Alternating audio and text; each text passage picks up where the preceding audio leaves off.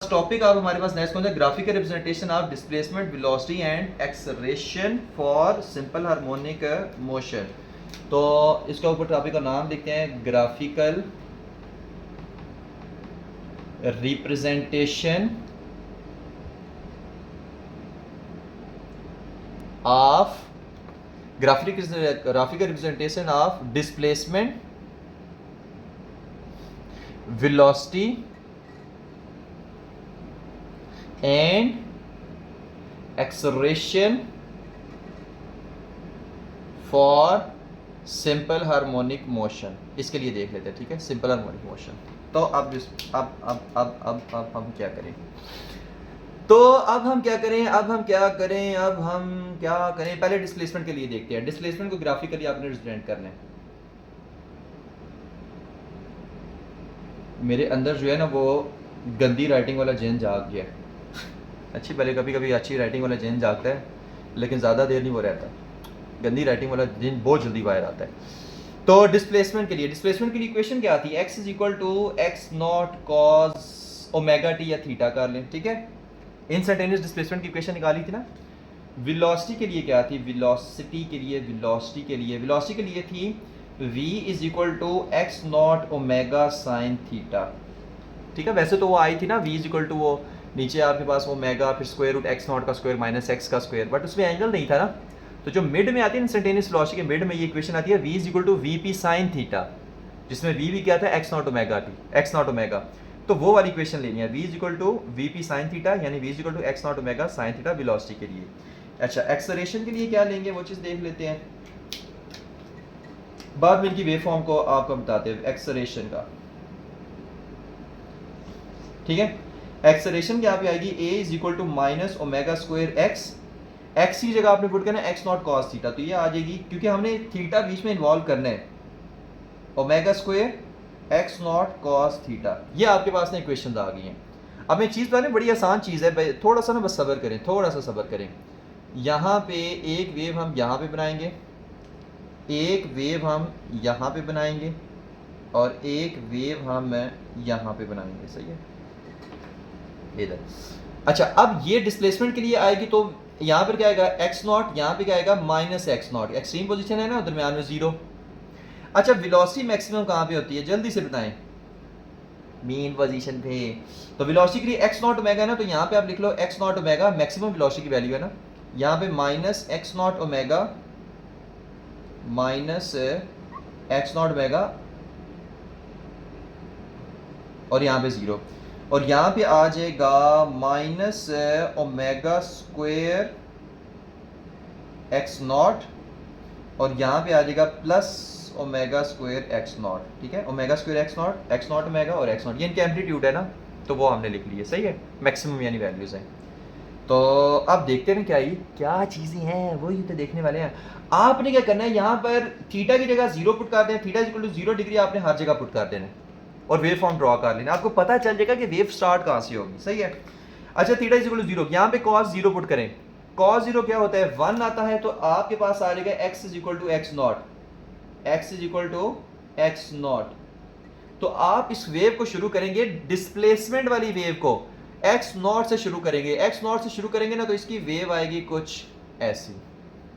अच्छा, यहाँ पे 0 पुट करें, theta is equal to 0 put करेंगे। साइन 0 क्या होता है? साइन 0 0 होता है, तो v इज इक्वल टू क्या आ जाएगा? 0 आएगा। तो 0 कहाँ पे है? यहाँ पर है। आप कहेंगे यहाँ पर है, ठीक है। ये वेलोसिटी के लिए है, ये डिस्प्लेसमेंट के लिए, एक्सेलरेशन के लिए, और एक्स एक्सिस पे टाइम है। यहाँ से v इज इक्वल टू 0 है ना, तो आप इसकी 0 से स्टार्ट करेंगे वेव फॉर्म, ये, ठीक है। आप इसकी वेव फॉर्म किससे स्टार्ट करेंगे? 0 से स्टार्ट करेंगे। अच्छा, अब जो एक्सेलरेशन है, इसमें x is equal to 0 put करें, x is equal to theta is equal to x q 0 put कर रहे हैं, हम एंगल पुट कर रहे हैं। यहाँ में आप पुट करें थीटा इज इक्वल टू 0, तो cos 0 क्या आ जाएगा? 1, और a इज इक्वल टू आ जाएगा minus omega square x naught. तो जो 0 डिग्री पुट करें में जो आंसर आ रहा है ना, आपने वेव वहां से स्टार्ट करनी है।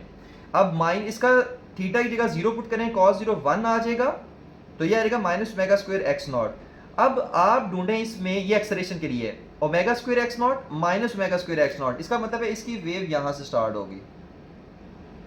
ये बात समझ आई है? ठीक है, ये एक्स नॉट से, ये 0 से, ये minus omega square x naught से, क्योंकि इनके theta is equal to 0 put करने पे ये आंसर आ रहे हैं। सही है। अच्छा अब ना ये जो चीज़ें हैं सारी ये हमें शो क्या करती हैं, हम वो चीज़ देख लेते हैं। ठीक है, अब यहाँ पर ना एक चीज़ याद रखें कि मीन पोजीशन पे जो वेलोसिटी होती है ना वो होती है मैक्सिमम, और जो एक्सेलरेशन होता है हाँ ठीक है वेलोसिटी क्या होती है मीन पोजीशन पे मैक्सिमम, और एक्सेलरेशन कितना होता है 0 मीन पोजीशन पे। मीन पोजीशन पे वेलोसिटी कितनी होती है मैक्सिमम, और एक्सेलरेशन कितना होता है 0। और एक्सट्रीम पोजीशन पे ये ना हम देख के आ चुके हैं इंस्टेंटेनियस वेलोसिटी और एक्सेलरेशन में। एक्सट्रीम पोजीशन पे वेलोसिटी क्या होती है 0 होती है, और एक्सेलरेशन क्या होता है मैक्सिमम होता है। एक्सेलरेशन क्या होता है मैक्सिमम। सही है, एक्सट्रीम पे वेलोसिटी 0, एक्सेलरेशन मैक्सिमम। अब इसी चीज़ को ना ग्राफ से देखते हैं। देखिए जब वेलोसिटी 0 है तो एक्सेलरेशन क्या है मैक्सिमम। जब वेलोसिटी मैक्सिमम है, ठीक है, तो एक्सेलरेशन उसको क्या है 0। ठीक है, तो जब वेलोसिटी 0 एक्सेलरेशन मैक्सिमम, जब वेलोसिटी मैक्सिमम एक्सेलरेशन 0, तो एक अगर मैक्सिमम हो जाएगा दूसरा 0 हो जाएगा। सही है, तो ये आपके पास एक रिजल्ट इसका आ गया। तो वेव फॉर्म के जरिए से भी हमने देखा है 0 है तो मैक्सिमम, यहाँ पे ये मैक्सिमम है तो यहाँ पे ये 0 हो जाएगा। सही है, ये एक्सेलरेशन के लिए है, वेलोसिटी के लिए है, डिस्प्लेसमेंट के लिए है। तो ये ना हमें ग्राफ ये शो कर रहे हैं। अच्छा अब इसमें हम देखते हैं कौन सा आउट ऑफ फेज है और कौन सा इन फेज है। ठीक है, और कितना आउट ऑफ फेज है। तो potential difference between two oscillating system हम देखने लगे हैं। सही है, ये हमारे पास क्या है डिस्प्लेसमेंट, और ये हमारे पास क्या है एक्सेलरेशन। अब डिस्प्लेसमेंट का यहाँ पे क्या आ रहा है क्रस्ट, एक्सेलरेशन का यहाँ पे क्या आ रहा है ट्रफ। तो हाँ यहाँ पर क्रस्ट ट्रफ से मिल रहा है। अब इन टू ऑसिलेटिंग सिस्टम में इनके अंदर जो फेज डिफरेंस है आप ये आपस में क्या है आउट ऑफ फेज है। कौन कौन सा, डिस्प्लेसमेंट और एक्सेलरेशन। ठीक है, ये आपस में क्या है आउट ऑफ फेज है by the phase difference of कितना है 180 डिग्री। सही है, 180 डिग्री। अब ये दोनों आपस में क्या है, ये भी आउट ऑफ फेज है। सही है, उसके बाद हाँ अगर किसी दोनों के अंदर 0 डिग्री हो, 0 360 वाले आपस में इन फेज हो गए, पहले बता चुका हूँ। अगर 180 डिग्री है या 90 डिग्री है वो भी आपस में क्या होगा आउट ऑफ फेज होगा। वो आउट ऑफ फेज है 90 डिग्री के एंगल से, या आउट ऑफ फेज है 180 डिग्री के एंगल से। और इसमें क्या बात है बताने वाली,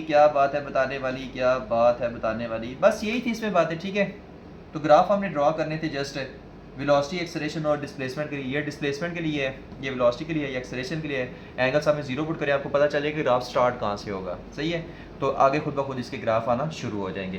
तो ये था हमारा आज का लेक्चर। होप्स हो कि ये सारी चीज़ें आपको समझ आ गई होंगी। Thank you very much. अल्लाह हाफिज़।